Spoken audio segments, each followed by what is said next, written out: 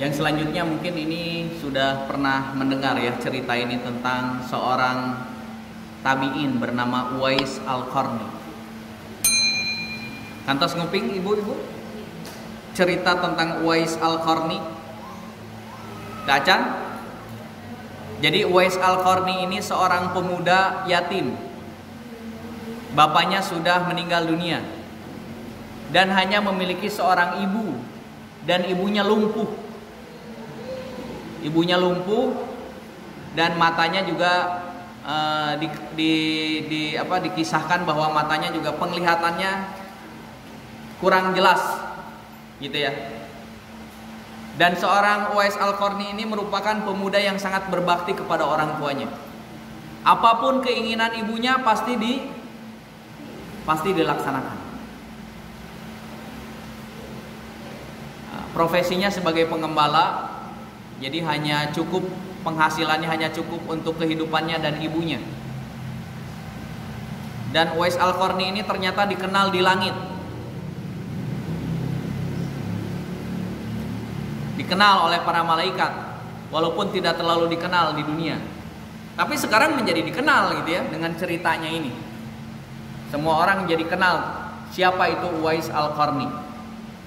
Dan apa yang menyebabkan Uwais Al-Qarni ini disebutkan di dalam hadis Rasulullah sallallahu alaihi wasallam bahwa doanya akan dikabulkan oleh Allah Subhanahu wa taala.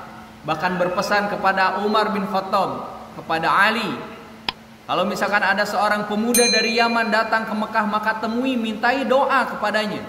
Sampai Rasulullah berpesan seperti itu. Jadi Uwais Al-Qarni ini sezaman dengan Nabi, tetapi tidak ketemu. Karena Uwais Al-Qarni di Yaman, Nabi Muhammad kan di Mekah dan di Madinah, atau di Madinah, sezaman dengan Nabi, tetapi tidak ketemu. Maka Uwais Al-Qarni disebut tabi'in, tidak sahabat. Kalau sahabat kan sezaman dengan Nabi, ketemu dengan Nabi dan masuk Islam, disebut sahabat. Abu Jahal disebut sahabat enggak? Tidak. Walaupun ketemu dengan Nabi, tapi Abu Jahal kan tidak masuk Islam, jadi tidak disebut sahabat Abu Jahal, enggak. Abu Jahal aja. Abu Lahab sahabat bukan, karena tidak masuk Islam. Jadi sahabat itu sezaman dengan Nabi, ketemu dengan Nabi, masuk Islam. Itulah yang disebut dengan sahabat. Nah, Uwais Al-Qarni ini adalah masuk Islam, sezaman dengan Nabi, tapi tidak ketemu dengan Nabi, maka tabi'in.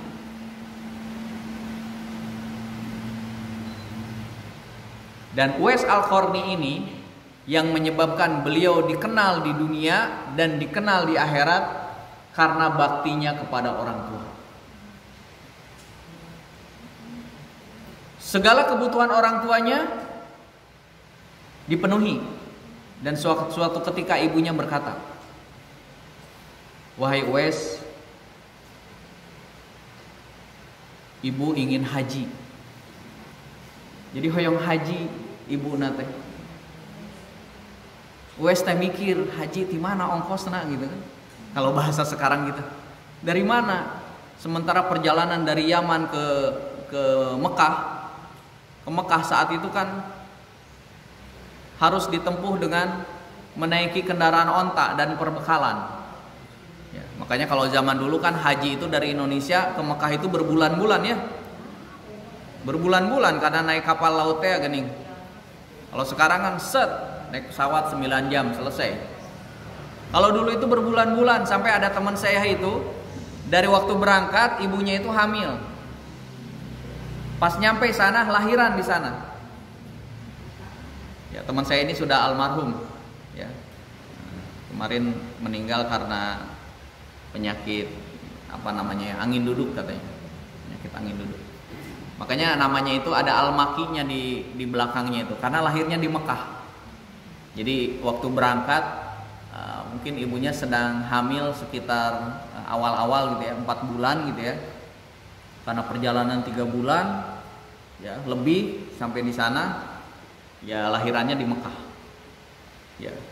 Kemudian Uwais berpikir, semua keinginan ibunya sudah terpenuhi kecuali satu. Ibunya ingin haji. Sementara Uwais kan kondisinya secara finansial atau secara ekonomi kan termasuk miskin. Sehari-hari hanya mengembala kambing, dan upah dari mengembala kambing itu hanya cukup untuk makan sehari-hari dirinya dan ibunya. Tetapi tidak patah semangat Uwais Al-Qarni ingin memenuhi keinginan ibunya. Akhirnya dari hasil upah mengembala kambingnya dia kumpulkan sedikit demi sedikit uang tersebut. Kemudian setelah cukup dia membeli anak sapi. Membeli anak sapi. Anak sapi seberapa kilonya? Ya, mungkin anak sapi itu sekitar 5 kilo atau 10 kilo gitu ya. Atau 15 kilo gitu ya beratnya itu. Dan kemudian Uwais Al-Qarni ini bikin kandang sapinya itu di bukit. Dan setiap hari anak sapi itu dipangku tiap hari. Jadi dari bawah dipangku ke atas, simpen ke atas. Tiap hari, besoknya begitu. Sampai orang-orang di sekitar mengatakan, "Nih Uwais ini gila gitu. Sugan magelot unggal poe gitu kan. Unggal poe memangku sapi gitu." Tiap hari manggul anak sapi. Sampai akhirnya sapi ini setiap hari bertambah timbangannya. Ya. Sampai disebutkan sampai kurang lebih 8 bulan setiap hari Uwais Al-Qarni memanggul sapi dari bawah sampai ke bukit. Terus setiap hari. Semakin hari sapinya semakin gede, timbangannya semakin bertambah. Uwais juga semakin hari semakin kuat. Bisa sampai diceritakan sapi itu beratnya 100 kilo. 100 kilo. Dan selidik punya selidik, ternyata tujuan Uwais Al-Qarni setiap hari memanggul dari mulai sapi yang masih kecil sampai sapinya beratnya kurang lebih 100 kilo. Ternyata tujuannya dia ingin mewujudkan keinginan ibunya untuk pergi haji.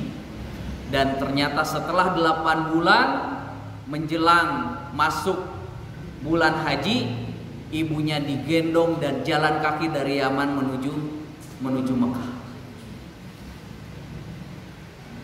Dan ketika sampai di Ka'bah ibunya menangis. Dan yang Uwais doakan ketika di depan Ka'bah hanya, "Ya Allah, ampuni dosa-dosa saya." Dosa-dosa ibu saya maksudnya. Jadi hanya itu doa Uwais. "Ya Allah, ampuni dosa-dosa ibu saya." Terus ibunya nanya, "Kenapa dosa ibu saya dosa ibu saya saja yang diampuni, dosa kamu enggak?" Jawaban Uwais apa? "Ketika dosa ibu diampuni dan ibu ridho, maka saya pun akan ditolong oleh ibu masuk surga."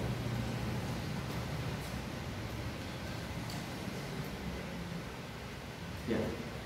Inilah yang menyebabkan Uwais dikenal oleh para malaikat, sehingga ketika meninggal orang-orang nggak tahu itu siapa Uwais, nggak tahu. Tetapi orang-orang asing tiba-tiba banyak. Tiba-tiba ada yang sudah siap mengkafani, menyiapkan kain kafannya. Ketika di masjid mau disolatkan, banyak sekali orang yang ingin mensolatkan jenazahnya Uwais. Ketika nyampe ke kuburan, sudah ada yang menggali kuburan dan banyak yang menunggu di kuburan. Dan orang-orang Yaman saat itu nggak tahu siapa orang-orang ini, orang-orang asing ini siapa. Dan ternyata disebutkan di riwayat bahwa orang-orang asing ini ternyata malaikat yang turun ke bumi yang ikut mendoakan Uwais karena tadi birrul walidaini yang sangat luar biasa. Sehingga Uwais dikenal di langit dan sekarang ceritanya dikenal di dunia. Dan Uwaisnya sudah meninggal dunia. Ini kisah yang disebutkan terkait dengan bagaimana Uwais Al-Qarni. Jadi untuk mewujudkan keinginan ibunya, digendong ibunya jalan kaki dari Yaman ke Mekah. Jadi disiapkan dengan latihan tiap harinya adalah menggendong sapi. Ya. Nah, terakhir, jamaah yang dimuliakan Allah Subhanahu wa taala, makanya di dalam Al-Qur'an surat Al-Baqarah ayat 200, 201 dan 202 Allah Subhanahu wa taala mengatakan, "Faminan nasi may yaqulu rabbana atina fid dunya wa ma lahu fil akhirati min khalaq." Jadi sebagian ada yang hanya berdoa itu menginginkan kebahagiaan dunia saja. Tetapi ayat yang selanjutnya sebagian juga mengharapkan adanya Rabbana atina fid dunya hasanah wa fil akhirati hasanah wa qina adzabannar. Keinginannya 3. Kebaikan dunia, kebaikan akhirat, dan dijauhkan dari api neraka. Berarti masuk surga maksudnya. Kemudian di ayat 202-nya, ulaika lahum nasibum mimma kasabu wallahu sari'ul hisab. Mereka itulah adalah orang-orang yang mendapatkan bagian dari apa yang mereka usahakan, dan Allah sangat cepat perhitungannya. Gitu. Jadi tergantung. Makanya tadi ketika di pertanyaan di awal, dikenal di dunia ataupun dikenal di akhirat, pasti jawaban kita lebih memilih dikenal di akhirat. Insya Allah dikenal di dunia akan menyusul. Jadi kalau kita hanya mengharapkan dunia saja, akhirat tidak akan dapat. Tetapi ketika kita berharap akhirat, maka dunia juga akan dapat. Double. Makanya kalau kita sebagai seorang muslim, seorang yang beriman, kita itu selalu berharap orientasi yang pertama kita itu adalah akhirat. Ya, karena kalau hanya orientasinya dunia, ya kita hanya dapat dunia saja, sebagaimana mereka yang tidak beriman. Tapi kalau orientasi kita adalah orientasi akhirat, ya bukan hanya orientasi dunia, maka akhirat dapat dan insya Allah dunia pun menyusul. Kalaupun dunia tidak dapat, tidak apa-apa. Itu bagi seorang muslim. Ya. Nah, maka beberapa pelajaran, ya ini terakhir ya, beberapa pelajaran yang bisa kita dapatkan dari doa yang kita lantunkan sehari-hari tersebut.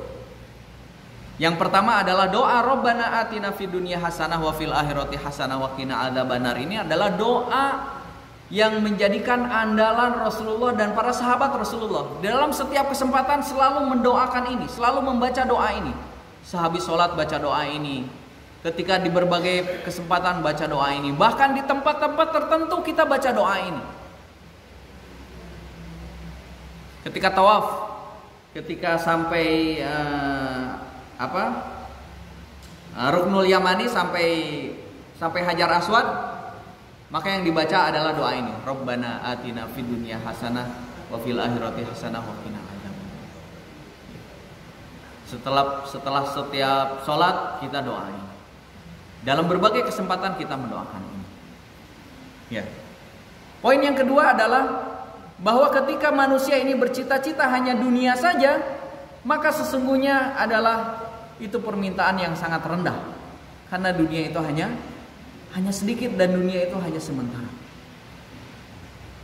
Yang ketiga adalah mereka yang bercita-cita atau kita yang bercita-cita mengharapkan kebaikan dunia dan akhirat, sesungguhnya itulah cita-cita yang diharapkan, yang diinginkan oleh Allah Subhanahu wa taala kepada kita. Dan kemudian yang ketiga, kenapa misalkan di situ ada kata-kata waqina adzabannar? Karena sesungguhnya amalan-amalan yang kita lakukan mungkin tidak sebanding dengan kemaksiatan yang kita lakukan. Maka kita butuh yang namanya rasa ataupun bentuk kasih sayang dari Allah Subhanahu wa taala. Rahman dan Rahmannya Allah Subhanahu wa taala. Rahman dan Rahimnya Allah Subhanahu wa taala, dan kita mengharap syafaat dari Rasulullah sallallahu alaihi wasallam.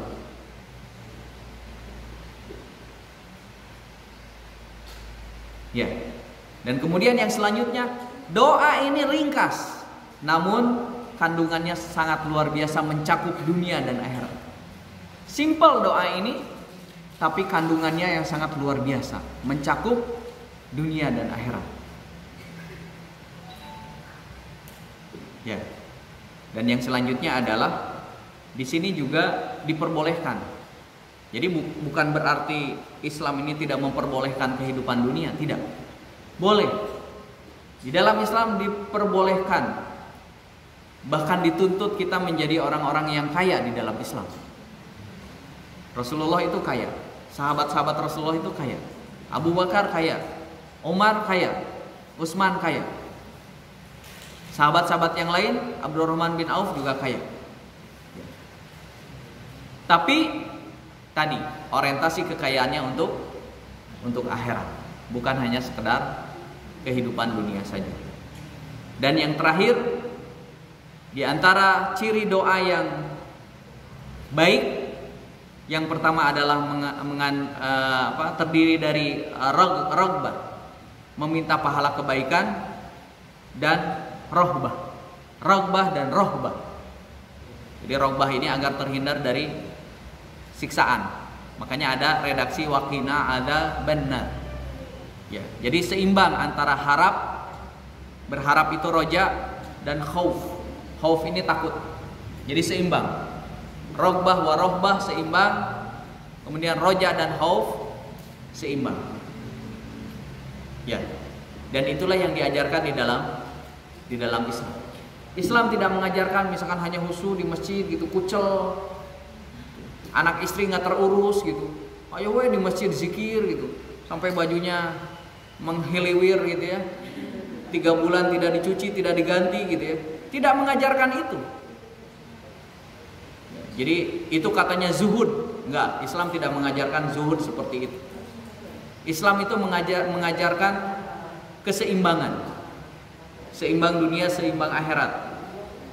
Tetapi tetap yang menjadi orientasinya adalah orientasi akhirat. Tidak mengajarkan seperti itu. Bahkan Islam ini sangat mencela yang namanya meminta-minta. Karena Islam ini mengajarkan yang namanya memberi. Tidak mengajarkan meminta-minta. Ini adalah rangkaian-rangkaian yang bisa kita dapatkan berkaitan dengan tema kita di pagi hari ini. Saya kira ini ya yang bisa disampaikan. 10:30 ya.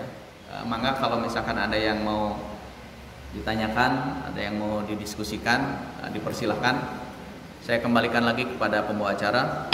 Walafumikum, assalamualaikum.